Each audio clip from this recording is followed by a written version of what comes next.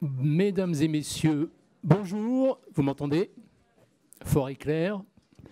Très bien, il est 15h30, nous y allons pour, je l'espère, un peu moins de 40 minutes de présentation pour vous laisser un minimum de 5 minutes de 2 questions qui, je l'imagine, ne manqueront pas tant le sujet est important puisque finalement la CSRD, c'est bien, c'est déjà beaucoup, c'est déjà compliqué, mais il y a l'incontournable vérification. Vérification dont on en sait un petit peu plus depuis la semaine dernière, puisque la Haute Autorité de l'Audit a, comme vous le savez, publié ses directives sur la vérification des rapports de durabilité. Pour vous parler de ce sujet, de l'audit de la CSRD et des plans de transition, j'ai le bonheur d'être entouré de Patricia Savin, Solène Garcin-Charcosset, Emmanuel Thierry, Olivier Artaud et Thomas Guyot. Je vais laisser le soin à chacun de se présenter de manière rapide. Nous commencerons par le côté jardin, comme on dit en théâtre. Donc Emmanuel. Bonjour, je m'appelle Emmanuel Thierry, je suis associé chez Forvis Mazars au département Sustainability. Et donc dans ce cadre, j'accompagne aujourd'hui des entreprises pour leur DPEF, dans l'audit de leur DPEF, dans la construction de leur reporting CSRD. Et demain, d'ici 6 mois, je vais signer un certain nombre de rapports d'audit CSRD sur certains de nos clients. Voilà. Bonjour à tous, Patricia Savin, avocate associée chez DS, ancienne présidente d'ORE, je ne le suis plus depuis le 1er octobre, et organisme tiers indépendant. Donc à ce titre, j'ai été amenée à délivrer des avis de vérification des DPEF, des gap analysis en ce moment, et puis bien à l'avenir, des rapports de durabilité et avis société à mission. Bonjour à tous, Olivier Artaud, donc je suis fondateur du cabinet Artaud Associés, c'est pas très original, cabinet d'audit financier et extra-financier, et j'étais notamment membre du groupe de travail du H2A qui a travaillé sur l'avis technique relatif à l'audit du rapport durabilité. Solène Garcin-Charcosset, directrice de la business line RSE chez Tenaxia. Donc on est à la fois éditeur de logiciels et cabinet de conseil sur les sujets HSE et RSE, ce qui nous intéresse aujourd'hui. Donc sujets principaux aujourd'hui, CSRD, double matérialité, gap analysis, collecte de la data et pilotage de la data. Et pour conclure, Thomas Guyot, donc cofondateur de Trace. Trace, on est un éditeur de logiciels spécialisé dans la mesure et le pilotage d'empreintes carbone, principalement pour ETI et grands comptes, et on a rejoint très récemment l'entreprise Tenaxia. Mesdames, Messieurs, je vous précise que vous venez de gagner 3 minutes sur le timing, donc espérons que nous allons rester sur le même pied. Pour essayer de comprendre un petit peu où nous en sommes aujourd'hui, je vais te demander, Solène, de bien vouloir nous restituer quelques points de la 12e étude que Tenaxia a réalisée auprès de 200 entreprises, dont 63% d'ETI, sur la compréhension des attendus de l'audit. Alors effectivement, on a effectué une étude en interrogeant directement les responsables RSE et autres personnes en charge des sujets type CSRD au sein des entreprises au mois de juin. On a eu 208 répondants que nous avons retenus sur 400 réponses au total. Et donc nous avons forcément posé quelques questions sur les sujets audit. Une première question qu'on avait posée, c'était déjà, d'une manière générale, quels sont les doutes qui subsistent encore sur la compréhension des sujets CSRD. Et ce qu'on a vu, c'est qu'un tiers des entreprises avaient encore des doutes sur les modalités d'audit. Donc elles n'avaient pas encore d'informations finalement sur comment ça allait être audité, ce qui allait être attendu par les auditeurs. C'était au mois de juin. Je pense que tout le monde se posait encore la question, y compris même probablement les auditeurs. On avait quand même 2 tiers qui, a priori, semblaient être clairs sur le sujet. Je pense qu'ils n'avaient pas encore tout vu venir, probablement. Ça, c'est le premier point. Le deuxième point qu'on a posé comme question sur ces sujets d'audit, c'est finalement quel type d'auditeur avec qui vous allez travailler. Donc une grande partie des répondants ont dit la moitié des répondants ont dit qu'ils allaient travailler avec leur CAC finalement financier habituel, qu'ils allaient donc prendre en même temps sur la donnée extra-financière en plus de la donnée financière. Un tiers n'avait pas encore identifié avec qui ils allaient travailler, et puis 14% envisageaient de travailler avec un OTI. Seuls 4% envisageaient de travailler avec un autre CAC que leur CAC habituel. Voilà un petit peu pour les informations. Donc c'est vrai qu'on voit que les OTI ne sont pas encore beaucoup mis en avant. Hein. 14%, c'est pas énorme. Le principal raison évoquée pour le fait de travailler avec son CAC habituel, c'est aussi la facilité. Finalement, avoir des auditeurs qui connaissent déjà l'entreprise, sur le plan financier, certes, pas encore extra-financier, mais au moins ils ont déjà une bonne vision de finalement c'est quoi le modèle de l'entreprise, c'est quoi les activités de l'entreprise, comment est structurée l'entreprise. Donc c'est vrai que par facilité, elles envisagent de passer par le même CAC. Merci Solène. Je vais maintenant m'adresser à Olivier. Olivier, finalement, est-ce que par rapport à l'audit de la DPEF, on parle de la même chose quand on parle de l'audit de la CSRD ? Alors, on ne parle pas tout à fait la même chose parce que la matière n'est pas tout à fait la même. C'est-à-dire qu'entre une DPEF et un rapport durabilité, on change un peu de dimension. Et quand je dis un peu, je suis gentil, on change complètement de dimension en réalité. Puisque simplement, dans une DPEF, alors je schématise, hein, je simplifie à outrance, mais on reportait notamment sur 5 points principaux qui sont le modèle d'affaires, la description des principaux risques liés à l'activité, le respect des droits de l'homme, les politiques de l'entité et un certain nombre d'ICP, avec un audit de l'OTI qui délivrait un avis motivé sur la conformité et la sincérité des informations, donc dans le cadre d'une assurance modérée, et une attestation de présence de ce document par le commissaire aux comptes, qui était également en charge de l'audit du sujet taxonomie. Concernant l'audit du rapport durabilité, dans le cadre de la CSRD, on va être amené à vérifier beaucoup plus de choses, et notamment le premier élément qui va être un des éléments les plus complexes, ça va être la conformité avec les normes ESRS. On dit souvent que la directive CSRD est compliquée. En fait, ce n'est pas vraiment la directive qui est compliquée, c'est surtout les normes ESRS qui sont compliquées et qui ne sont pas forcément d'une lisibilité particulièrement, on va dire, adaptée à toute taille d'entreprise.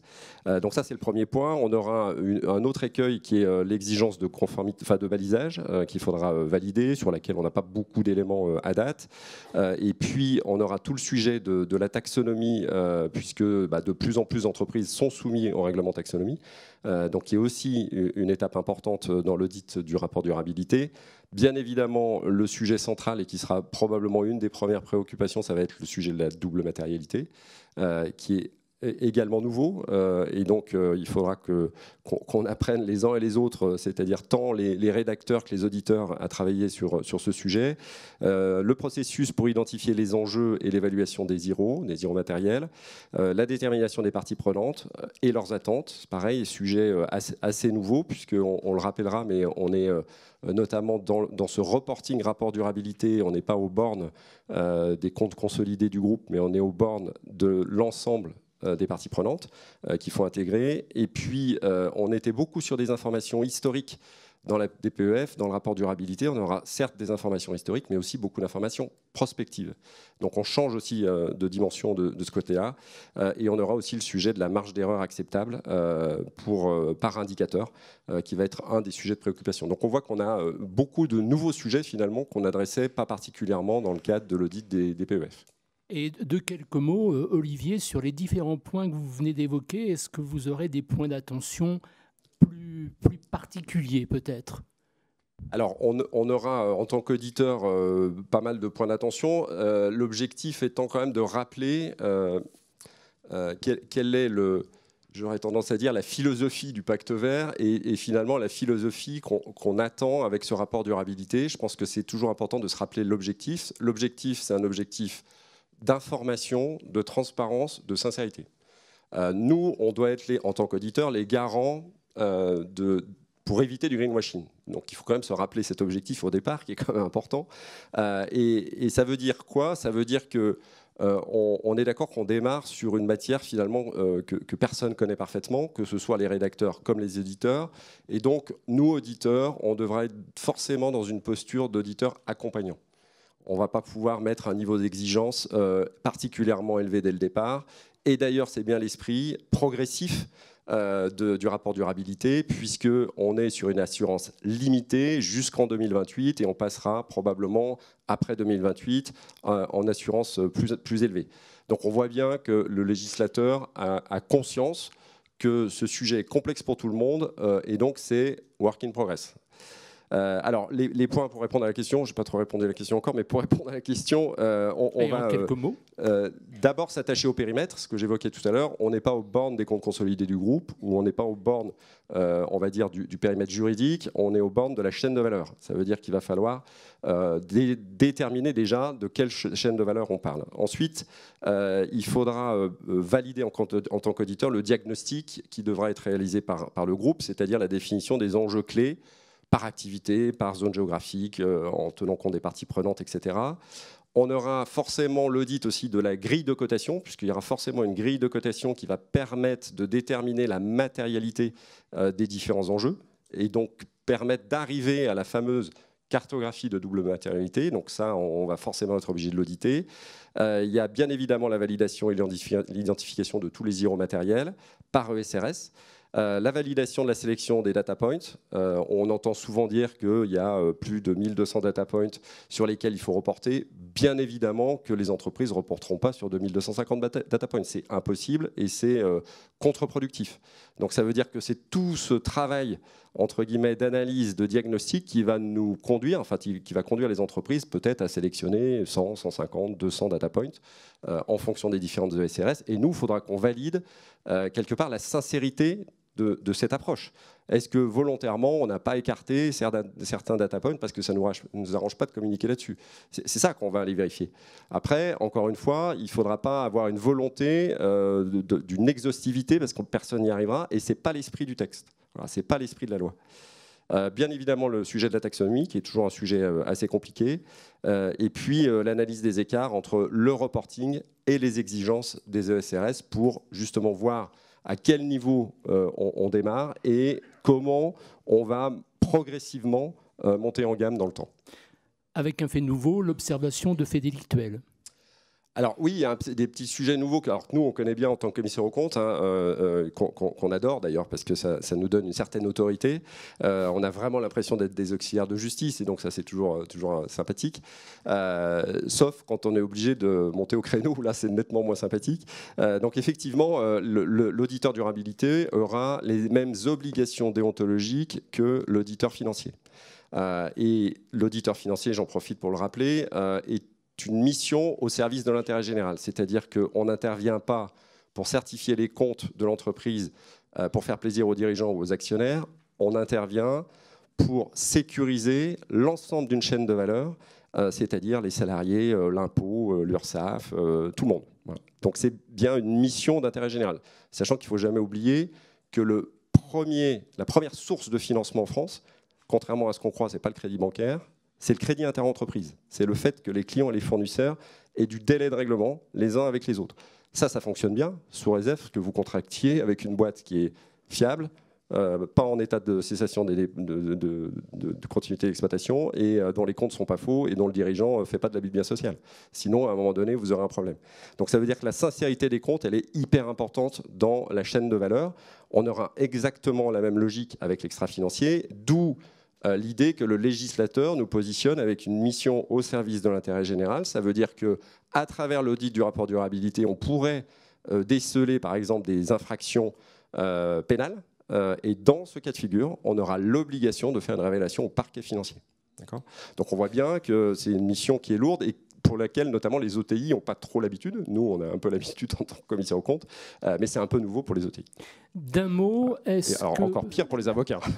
D'un mot, est-ce que l'un des autres conférenciers souhaite apporter une précision, un éclairage? Juste, il y a également la consultation du comité social et économique qui est obligatoire et que l'auditeur devra vérifier, si non pas le contenu, mais le respect de cette consultation. Peut-être aussi un point d'attention pour l'auditeur, qui est déjà un point d'attention clair pour l'entreprise qui va produire son reporting de CSRD, et qui est un objectif clair aussi de la CSRD, c'est la comparabilité de l'information ESG. Alors ça va être très difficile la première année, parce que finalement, personne ne sait trop quelle tête ça va avoir in fine, même s'il y a une trame qui est quand même assez spécifique. Néanmoins, dans les discussions de place, que ce soit au niveau de la CNCC ou au niveau des différentes organisations professionnelles, il y a quand même pas mal d'échanges pour pouvoir justement travailler à une homogénéité de l'information. Et ça, c'est vraiment un objectif clé de la CSRD. Aujourd'hui, il y a beaucoup d'inconnus sur qu'est-ce qui est vraiment matériel, comment considérer ceci, cela, etc. Et surtout, comment ça va être fait chez les autres. Donc si on regarde chez les banques, il y a plein de questions qui peuvent se poser. Même chose dans l'industrie automobile sur la considération de tel héros par rapport à tel autre. La question de l'homogénéité, à mon avis, c'est quelque chose qui va être itératif, c'est-à-dire que la première année, on va se retrouver avec des éléments, des reportings qui vont quand même aller un petit peu dans tous les sens, et puis mécaniquement, tout le monde va se regarder, va regarder comment a fait l'autre, et la deuxième année, on va donc avoir plus d'homogénéité et aller vers cette comparabilité. Mais nous, en tant qu'auditeurs, il faut être très clair, on va être assez mal à l'aise si, ayant connaissance d'une position de place au sein d'un secteur donné, sur l'interprétation d'un sujet précis, on voit que l'entreprise considère que c'est un sujet qui n'est pas du tout matériel et sur lequel il ne veut rien dire. C'est le genre de choses qui va pas être facile. Tu as raison, et on attend avec impatience les normes sectorielles qui vont justement apporter finalement beaucoup de sécurité dans ce sujet de comparabilité, puisque par définition, on a des écarts importants entre les différents secteurs d'activité. Alors, je m'étais enflammé tout à l'heure, nous avions gagné du temps, nous venons d'en perdre. Donc, vraiment, d'un mot, Solène et Thomas, sur ce que vous rapportent peut-être vos clients qui commencent à répondre aux attentes des auditeurs qu'ils ont choisis. D'un mot. Alors aujourd'hui, on a effectivement des clients qui commencent à faire auditer notamment les doubles matérialités pour l'instant. C'est le premier sujet. On n'est pas encore arrivé à l'audit des gaps ni des sujets d'après. Ce qu'on observe, c'est plusieurs choses. Déjà, certains, on les renvoie vers leur auditeur en disant si vous voulez prendre cette décision, allez voir votre auditeur. On a des retours sur mon cas qui est en cours de formation. Donc en fait, ils n'ont pas la possibilité d'avoir une réponse. Donc aujourd'hui, c'est vrai que c'est encore un sujet qui, voilà, c'est débutant et on voit que, je pense que tout le monde se cherche aussi. Ça, c'est le premier point. Le deuxième point qu'on observe aujourd'hui, c'est que, alors, désolé Olivier, c'est un petit peu contradictoire, mais nous, les auditeurs qu'on a, sont plutôt à la lettre de la réglementation et pas à l'esprit. C'est-à-dire qu'on n'a pas aujourd'hui sur des entreprises qui ne sont pas très grandes, de proportionnalité sur les méthodologies demandées, avec effectivement une demande d'avoir une même méthodologie entre une entreprise de 300 salariés ou un groupe du CAC 40. Ce qui fait que c'est vrai qu'on voit certaines entreprises qui sont plus petites, qui s'y sont mises récemment, qui n'ont pas toute cette antériorité de la DPEF, se retrouver avec des demandes des CAC qui parfois les mettent en difficulté, et qui peuvent effectivement même être un peu démoralisants pour elles parfois. Merci Solène. C'est pour ça, pardon, c'est pour ça qu'encore une fois, je pense qu'il ne faut jamais s'écarter de l'esprit du texte, sinon on est contre-productif. Aujourd'hui, il y a un peu une levée de bouclier des entreprises de par la complexité des normes SRS. Nous, notre rôle d'auditeur, c'est encore une fois, je le dis, d'être des auditeurs accompagnants et véritablement de permettre aux entreprises de monter graduellement leur niveau. Mais si on met la barre trop haute, on va décourager tout le monde et ce n'est pas l'objectif. Donc, et après, j'en profite, il n'y a pas le régulateur dans la salle, enfin je crois pas, je l'ai vu tout à l'heure. Simplement un piètre régulateur du temps. Non, c'est vrai que quand on dit d'un mot, je pense qu'il faudrait plutôt dire d'une courte tirade. Mais bon, le sujet est très important et je sais que là, je vous frustre en ne donnant pas tous les éléments que vous aimeriez apporter à notre assistance. Alors, vraiment d'un mot, Thomas. Alors, premier mot, donc effectivement, je rejoins complètement Olivier, c'est-à-dire que je suis complètement aligné avec sa philosophie d'être un auditeur accompagnant, ce qui n'est pas la compréhension de nos clients aujourd'hui. C'est-à-dire qu'aujourd'hui, nos clients, en tout cas, l'impression qu'on a, sont plus dans une peur du couperet de l'auditeur. Ça, c'est le premier point. Et le deuxième point, aujourd'hui, ce que leur demandent les auditeurs, c'est simplement de la transparence. Donc, dans le carbone, où notamment on va collecter des milliers, voire des millions de données pour certains clients, en fait, la première chose qu'on va vouloir, c'est quelles sont les données, quels sont les facteurs d'émission utilisés derrière, quelles sont les sources de données. Donc aujourd'hui, la première chose les travailleurs demandent qu'on a, c'est cette transparence sur toute la donnée collectée. Merci beaucoup Thomas. Allez, sans transition, chère Patricia, pourriez-vous nous évoquer des points de vigilance que vous aurez dans le cadre de vos missions d'audit auprès de vos clients? Oui, un petit pas de côté par rapport à ce qui vient d'être dit, pour rappeler à tous que la France a levé l'option d'avoir un double collège. Donc dans la directive CSRD, il y a, à titre principal, je dirais les CAC, mais avec la possibilité pour laisser aux États membres de permettre à des PSAI, des prestataires de services d'assurance indépendantes, qu'on appelle OTI en France, organisme tiers indépendant, de créer ce deuxième collège, ce second collège. La France a levé cette option. Donc aujourd'hui, sur le site de la H2A, vous avez deux listes, une liste des commissaires aux comptes et une liste des OTI. Pour être inscrit sur cette liste, et j'arriverai au point de vigilance, pour être inscrit sur cette liste, il faut 90 heures de formation. Donc c'est vrai que tout ça est parti un peu tardivement. Nous, on a créé avec d'autres OTI un programme de formation en disant on veut bien être sur la liste, mais on fait comment? La formation n'existait pas. Donc tout le monde s'est un peu auto-créé ces programmes de formation 90 heures. Le processus est en route, c'est lourd. Et une fois qu'on a validé nos 90 heures, pour les OTI, il faut en plus être accrédité par le COFRAC sur la norme 17029. Donc il est évident que pour les OTI, ce n'est pas comme ça. L'accès au marché est moins aisé pour l'OTI qu'il ne l'est pour le CAC. Ça, c'est la philosophie de la CSRD. On en pense ce qu'on veut, mais c'est ainsi. Ce qui fait que, bien évidemment, il y a beaucoup moins d'OTI. Pour autant, je pense et je suis persuadée qu'il y a une complémentarité entre les commissaires aux comptes et les OTI. Pourquoi? Parce que nous n'avons pas le même profil. Les commissaires aux comptes ont un profil financier par définition, comptable. Là où l'OTI, selon d'où il vient, un OTI, ça peut être un cabinet d'avocats. Moi, en tant qu'avocat, je suis OTI spécialisé en droit de l'environnement. Donc tout ce qui est ESRSE, je connais par cœur. Je serais très à l'aise pour apprécier la pertinence des informations sur le SRSE. Le SRSS, ce sera une consoeur en droit social. Le SRSG, ce sera un confrère en gouvernance.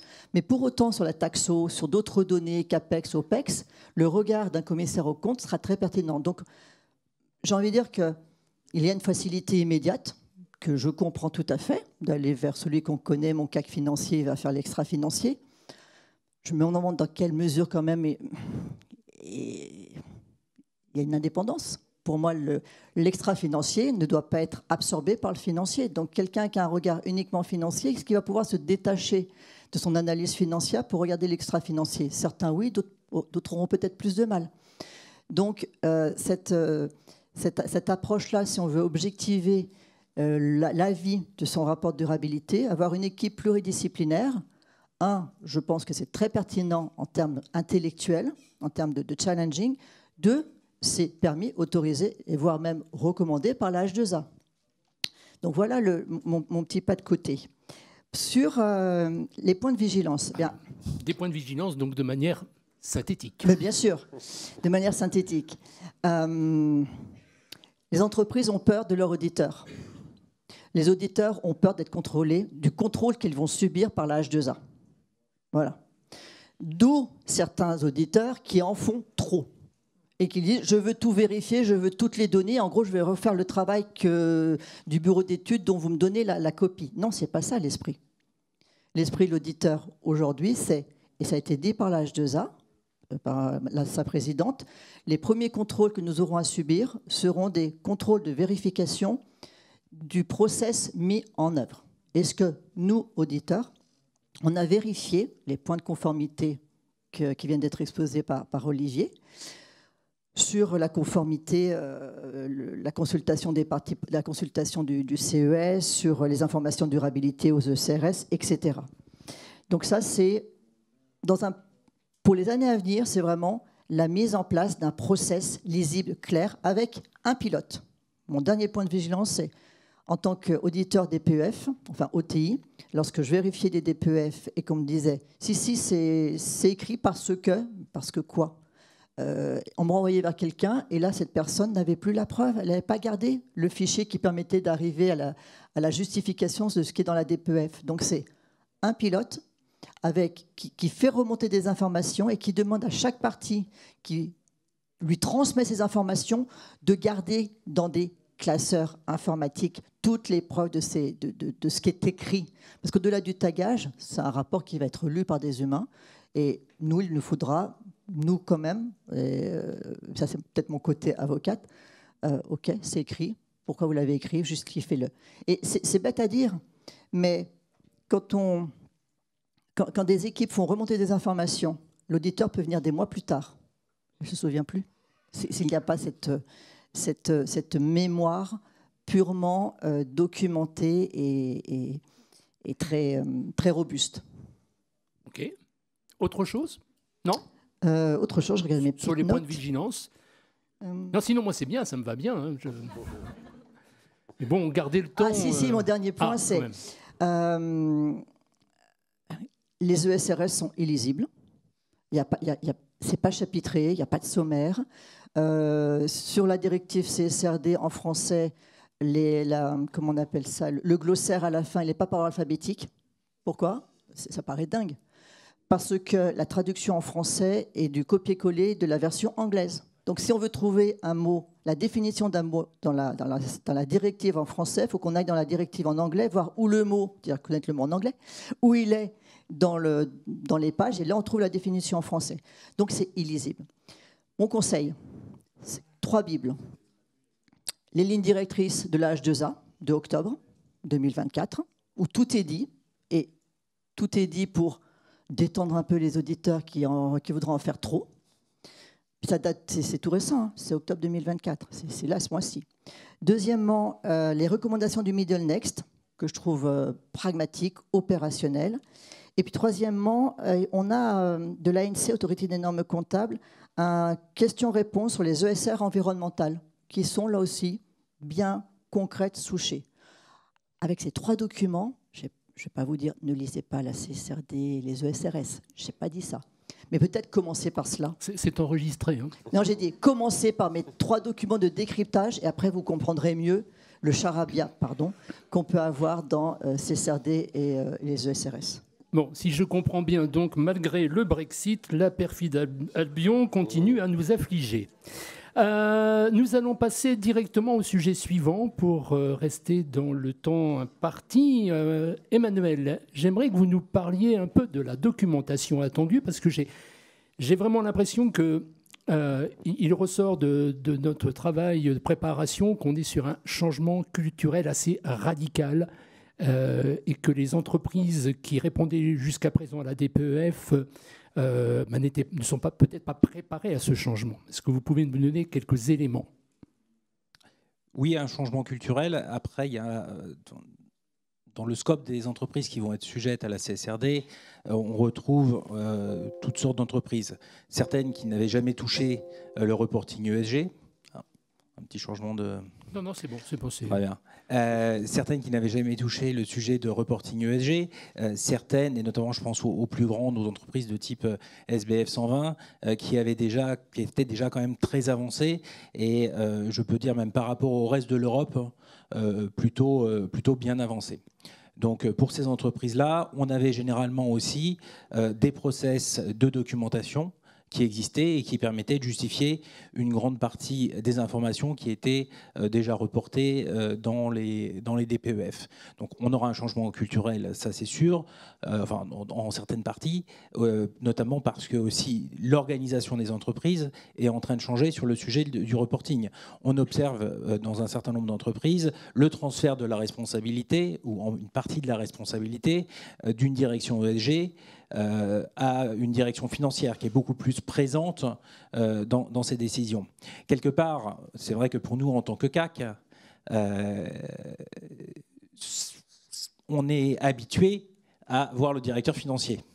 Et le directeur financier est aussi habitué à nous voir et confortable aussi avec nos attentes. C'est-à-dire que quand on lui demande effectivement de documenter telle position, de documenter telle information, ça ne l'étonne pas.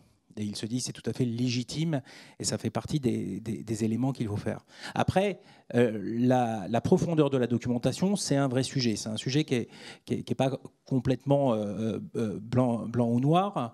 Et c'est là où, effectivement, de temps en temps, on se pose la question, est-ce que c'est à la lettre ou est-ce que c'est à l'esprit de la norme et sous quelle profondeur on doit creuser le sujet. Alors, je pense que les commissaires aux comptes peuvent être aussi des gens d'esprit. Et donc, justement, faire attention à s'assurer qu'on arrive dans le reporting à obtenir les objectifs qu'on recherche. Et ces objectifs, c'est lesquels? Et c'est là-dessus, finalement, peut-être qu'on peut créer le squelette du reporting. C'est aussi s'assurer que le reporting CSRD, à la différence peut-être de ce qu'étaient parfois les DPEF, le reporting CSRD doit être un reporting sec. C'est-à-dire qu'on ne va pas raconter de belles histoires. C'est un reporting factuel. C'est changement, pardonnez-moi, un changement hyper important parce que un sur les important. DPFD, le narratif avait pris le dessus. Alors on va avoir beaucoup de narratifs, mais ça va être des narratifs très descriptifs. Nous avons une politique qui dit ceci, cela, et ça mène à telle action, et on vous garantit que ces actions et ces politiques couvrent l'ensemble du groupe. Et on a testé que ça couvrait effectivement l'ensemble du groupe. Ça veut dire, Emmanuel, aujourd'hui que même pour les entreprises, on va dire les plus matures, celles qui rapportent depuis la loi NRE, d'accord, le changement est d'importance. Parce que les DPEF n'ont pas pris cette direction. Tout à fait. Tout à fait. Et ça va être un sujet clé. Et d'ailleurs, c'est précisé dans les ESRS. Et là, c'est quelque chose sur lequel j'espère les auditeurs vont être assez sur la lettre, parce que ça revient au point que j'expliquais tout à l'heure sur la comparabilité. Si tout le monde commence à mettre des titres et à raconter des histoires à sa sauce, la comparabilité, ça va être un petit peu plus compliqué entre les différents reportings. Donc moi, je tiens beaucoup à ce qu'on ait des reportings qui soient assez secs, des narratifs qui soient assez précis, factuels, et qui soient basés justement sur des données qui soient observables et auditables. Donc ça veut dire quoi concrètement parmi les attentes de documentation? Eh bien, nous voudrions, nous auditeurs, avoir un dossier complet d'audit, tout comme c'est le cas quand on fait un audit financier, un dossier complet d'audit qui va expliquer les méthodes qui ont été utilisées, vont expliquer les démarches qui ont été suivies, qui vont aussi expliquer les écarts qui peuvent exister et éventuellement les justifier. Ça, c'est quelque chose qui est très important par rapport justement à la lettre et à l'esprit. L'esprit, c'est aussi de laisser le temps au progrès. On a des provisions de phase-in dans la CSRD. Il faut en profiter, mais il faut que ça soit expliqué. Donc vraiment, c'est s'assurer que ces dossiers expliquent bien ce qui doit être fait. Pourquoi? Parce que nous, et je pense que pour pouvoir être bien audité, il faut se mettre parfois dans les chaussures de l'auditeur. C'est pas forcément toujours drôle, mais l'auditeur doit suivre des standards, des lignes directrices. Actuellement, c'est même pas des standards d'ailleurs, c'est les lignes directrices du H2A qui sont inspirées du CEAOB et aussi de ISA 5000, qui sont plus complets sous certains aspects. Suite à ça, l'auditeur va créer sa méthodologie. Et finalement, ce sur quoi l'auditeur va être jugé, c'est sur le fait qu'il va bien appliquer sa méthodologie qui est basée sur ces normes. Et donc, cette méthodologie va dire qu'il faut s'assurer que quand la société raconte quelque chose, que c'est vrai. Pas beaucoup plus compliqué que ça, finalement. C'est pas rocket science. Et pour ça, d'ailleurs, on utilise des équipes multidisciplinaires. Ça, c'est quelque chose qui est très important, effectivement, parce qu'il y a besoin de différentes compétences pour pouvoir regarder les questions de plan de transition ou regarder les questions de gender equality, par exemple. Donc ça, c'est quelque chose qui est assez clair. Peut-être une chose qui me semble importante sur la question de la documentation probante, et c'est quelque chose où on a un peu des difficultés en ce moment sur les revues de DMA, donc de Double Materiality Assessment, qu'on commence déjà à auditer. Beaucoup de DMA sont faites à dire d'experts. Et si on regarde, on a créé un indicateur de robustesse des DMA. Clairement, quand tous les points qui ont été identifiés comme étant matériels ou identifiés comme étant non matériels, ce qui va aussi nous intéresser forcément, parce que l'exclusion des points, c'est quelque chose qui nous intéresse en tant que CAC, enfin en tant qu'auditeur, cette exclusion, elle doit être documentée et pas toujours à dire d'expert. Je rappelle quand même que dans la CSRD, il y a justement une volonté de rendre plus observable, plus objectif ce reporting ESG. Et donc, avoir des analyses scientifiques derrière, avoir des données derrière chaque hypothèse, c'est quelque chose qui est très important et beaucoup plus que ce qu'on observe parfois où les membres de l'équipe ESG se sont enfermés pendant 3 heures dans une salle et à dire d'experts, en passant 3-4 coups de fil aux directions RH, ont décidé de ce qui était matériel ou pas. Donc ça, c'est vraiment un point d'attention. C'est si vous voulez faire un reporting de qualité, il faut aussi aller chercher de l'information de qualité pour soutenir les analyses et bien expliquer ces démarches et ces analyses. Voilà deux, trois commentaires. Merci beaucoup. Donc, en vertu des pouvoirs qui me sont conférés, de manière tout à fait discrétionnaire et autoritaire, je vais modifier un petit peu notre plan, puisque nous devions aborder les plans de transition et je voudrais quand même, compte tenu de l'importance du sujet, ne pas frustrer l'assistance importante de cet après-midi pour vous poser des questions afin que vous leur répondiez. Nous devions donc aborder l'audit des plans de transition.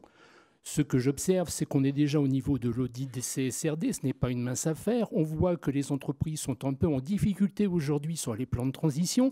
Dans le cadre de la 12e étude que Tenaxia a réalisée sur les pratiques de reporting et rapport, les 208 entreprises du panel nous disent à 48% avoir des doutes sur la mise en œuvre des plans de transition.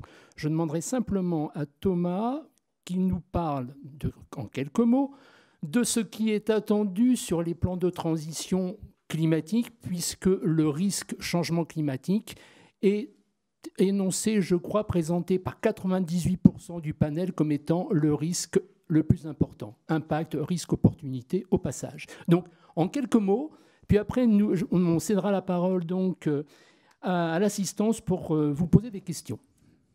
Alors, je vais faire très vite. Mais donc aujourd'hui, sur les plans de transition effectivement climatiques, on voit apparaître 2 sujets chez nos clients. Donc, premièrement, dans le SRS E1, la CSRD demande notamment la visualisation, l'évaluation d'impact du plan d'action en termes de réduction d'émissions de gaz à effet de serre et en termes d'investissement financier. C'est-à-dire qu'aujourd'hui, la première problématique des entreprises, c'est de se dire, 1, je dois définir un plan d'action, 2, je dois avoir cette estimation d'impact, 3, quels sont les coûts associés, quels sont les CAPEX, les OPEX, parfois les économies liées à ces émissions. Donc ça, c'est, je dirais, la première problématique qu'on rencontre sur cette partie plan de transition. Et donc là, les cabinets de conseil et les outils comme les nôtres vont aider ces entreprises à pouvoir modéliser les impacts de ces plans.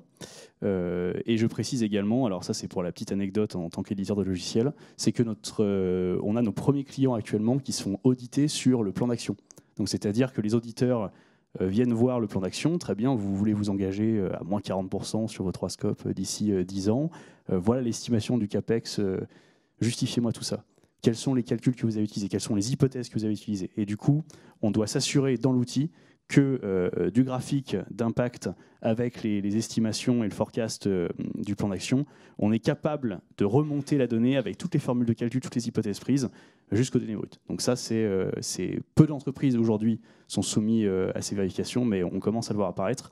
Et le deuxième point, c'est ce qu'évoquait Emmanuel, c'est la comparabilité. C'est-à-dire que aujourd'hui, mesurer un bilan carbone en une année N, c'est facile. Mesurer un bilan carbone comparable sur une année N+1, c'est extrêmement compliqué. Pourquoi ? Parce qu'en 1 an, 2 ans, 3 ans, votre entreprise va changer.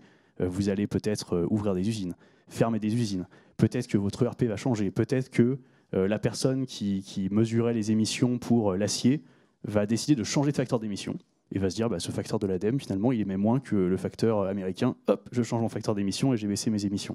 Et du coup, si vous prenez ça et que vous le multipliez par la complexité d'une entreprise avec différentes usines, différents pays, différents interlocuteurs, la traçabilité et les justifications de l'évolution du bilan carbone entre 2, 3 ou 4 années devient une problématique extrêmement complexe. Et on aura besoin, en tout cas, nous, en tant qu'éditeurs de logiciels, de fournir des outils les plus transparents possibles pour aider les auditeurs dans leur mission, donc de retracer cet historique et ces plans de transition. Alors, juste avant les questions, votre mot de conclusion. Olivier. Alors, pour rebondir peut-être sur le sujet, notamment sur les plans de transition, je donne un exemple dans le secteur du transport de marchandises, qui est assez facile à comprendre puisque c'est un gros contributeur de CO2.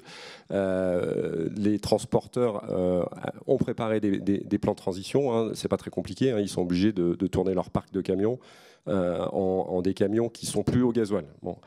Sachant que l'exigence, notamment sur la taxonomie, c'est même pas le gaz naturel, puisque l'exigence taxonomie pour considérer qu'un camion est en activité verte ou en CAPEX vert, c'est 0 émission à l'échappement. Donc c'est forcément de l'électrique. Pas le choix. Il se trouve que les transporteurs ont eu des années plutôt correctes, donc ils avaient des plans de transition. Très souvent, ils ont des parcs importants. 2024, leur activité est entre moins 15 et moins 20%. Le coût des camions a doublé en location financière, a doublé sur les 3 dernières années. C'est-à-dire qu'un camion qui coûtait 1 000 € par mois leur coûte 2 000 € par mois. Effet matières premières, constructeurs, etc., plus effet taux d'intérêt. Et hausse de la masse salariale en 3 ans dans les transporteurs, convention collective, 18%. 5,2 au 1er janvier 2024.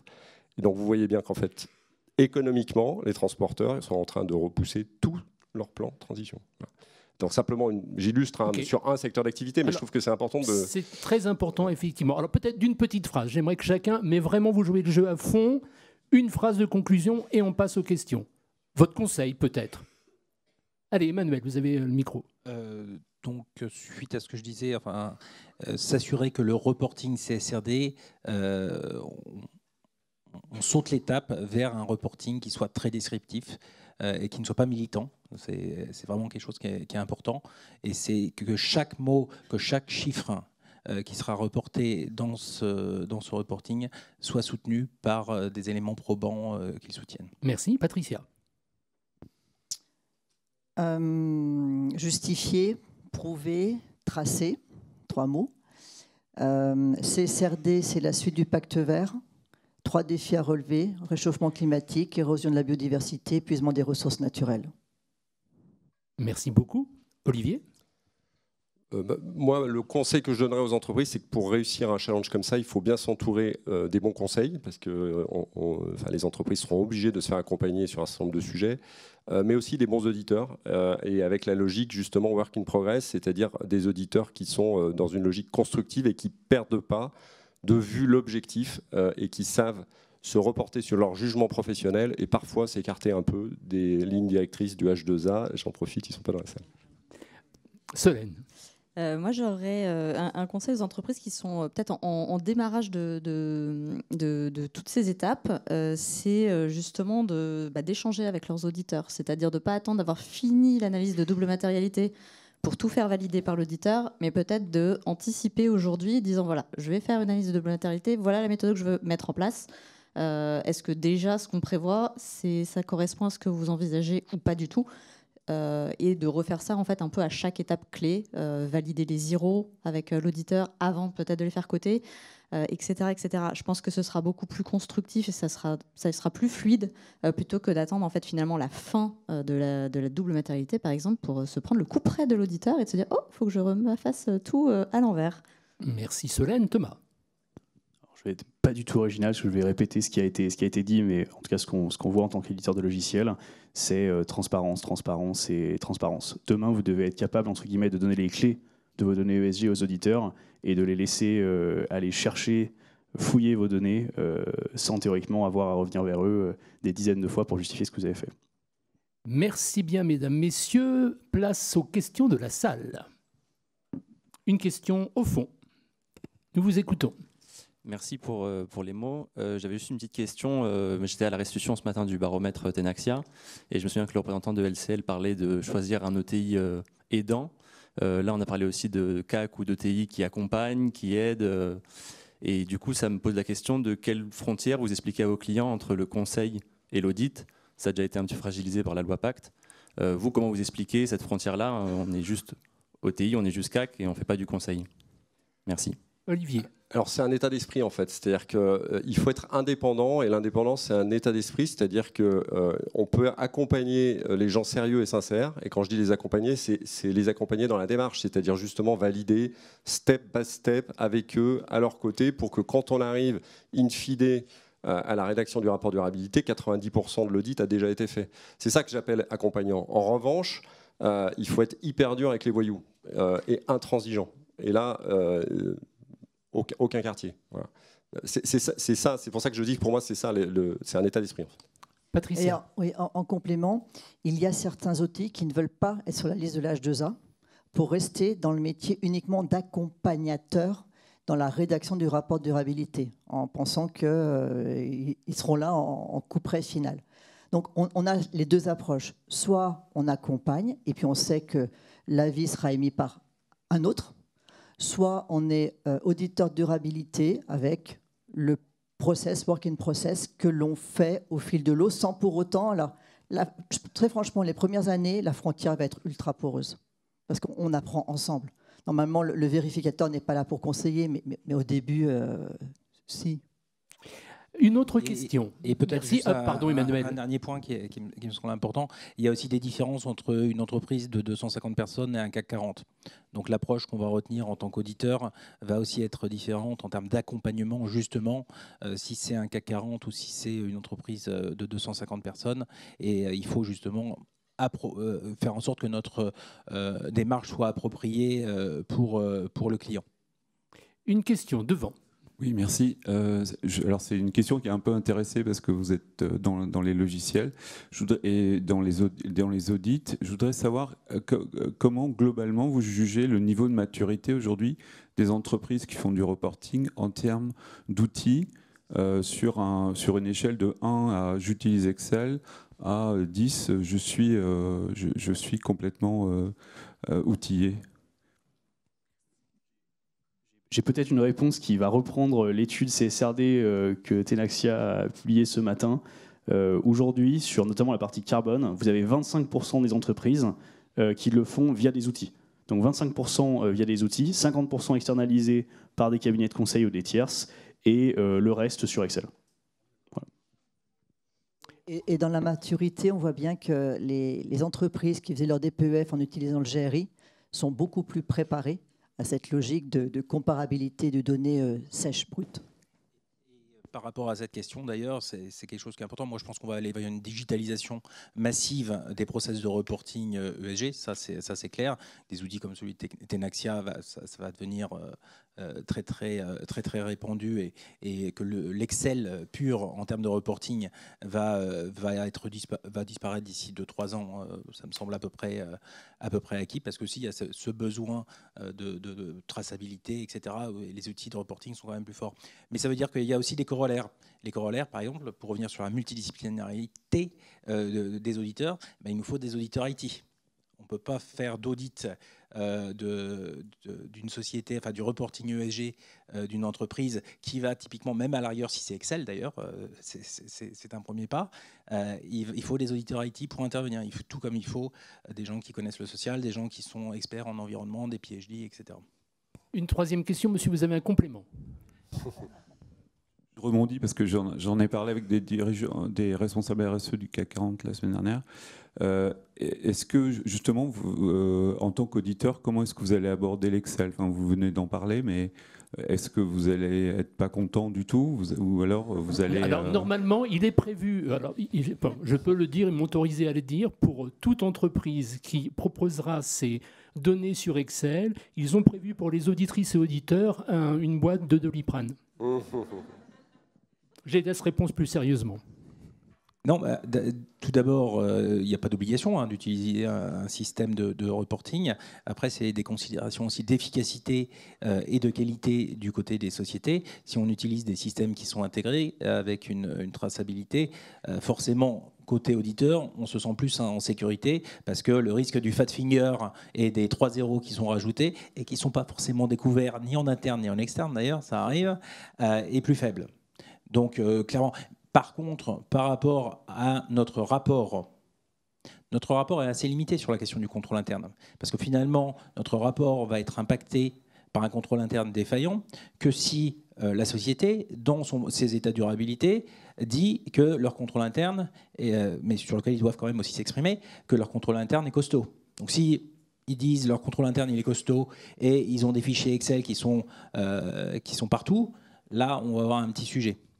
Peut-être juste en complément, c'est vrai qu'aujourd'hui, il faut voir que dans le futur, l'objectif, c'est qu'en fait, la traçabilité et l'exactitude de la donnée extra-financière doit être la même que la financière.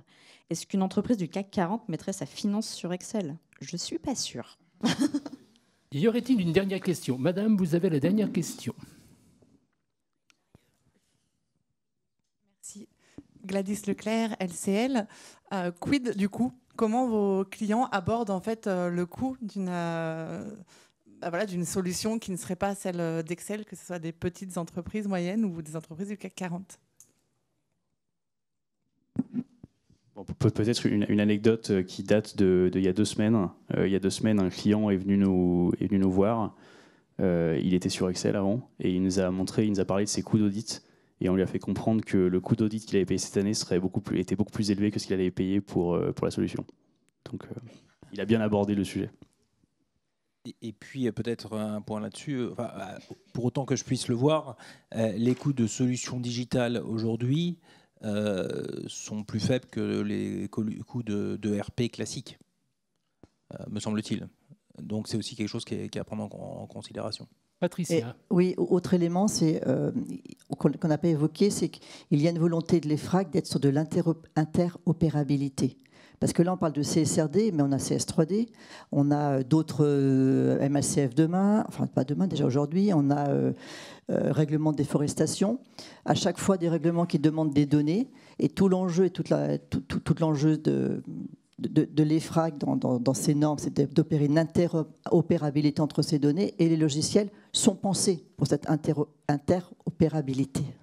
Alors, pour interagir, je vous propose de nous retrouver, si vous le souhaitez, sur les stands 245 et 247 en vous remerciant de votre participation.